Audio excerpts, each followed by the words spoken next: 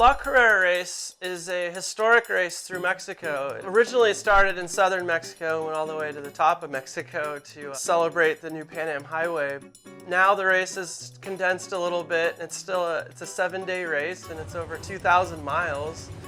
And we spent 7 days on the road driving and 7 nights in a different city every night. And you can't imagine what it's like until you do this race.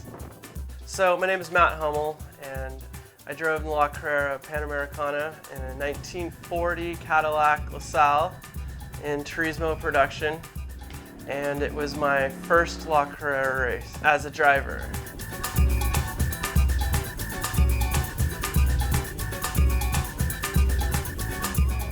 Going through the qualifying run was just great that they offered it, for one, just to give you a chance to get your bearings straight and everything.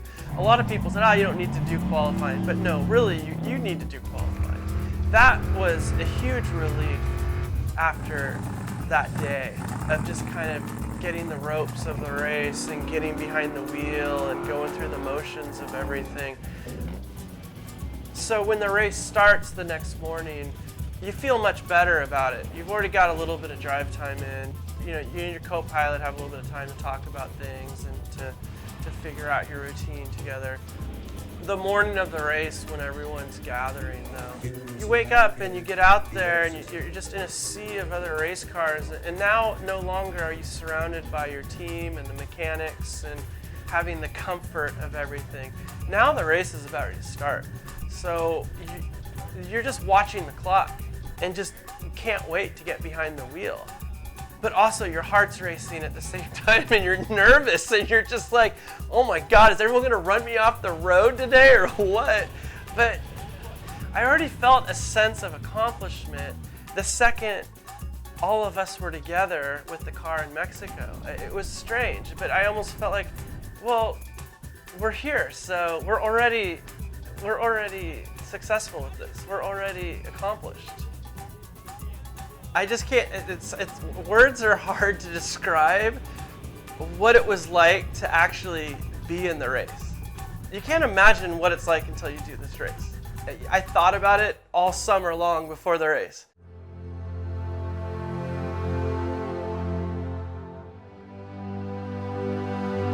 The reward of finishing this race is something you carry on with you for the rest of your life.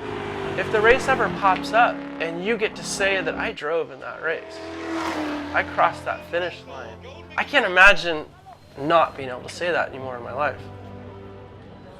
It's one thing to see the cars that you love sitting there in a lawn all perfect and shiny, but then when you get to see the cars that you love dirty and kind of beat up, you're proud of them.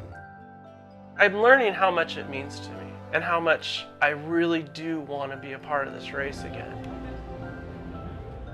The race for me was something that I didn't really realize that I was learning about this race, because I was looking at photos, old race photos from Porsche's cars that were in the race in the early 50s.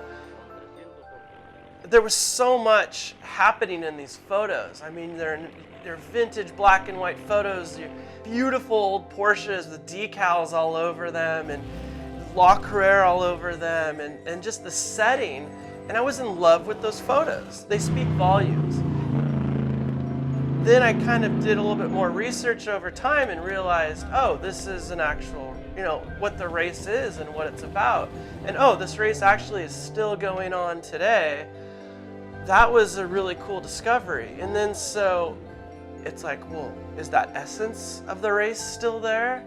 Is everything I'm seeing in these vintage photos actually a possibility to experience for myself? The thought of that alone just drove me to a place where I just got to go down and see this race. And so that's what happened. A friend of mine gave me a phone call and said, hey, there's an extra spot in the truck, and if you want to go down and help out, do it. And I was there. I was there on that. I got my ticket that same day.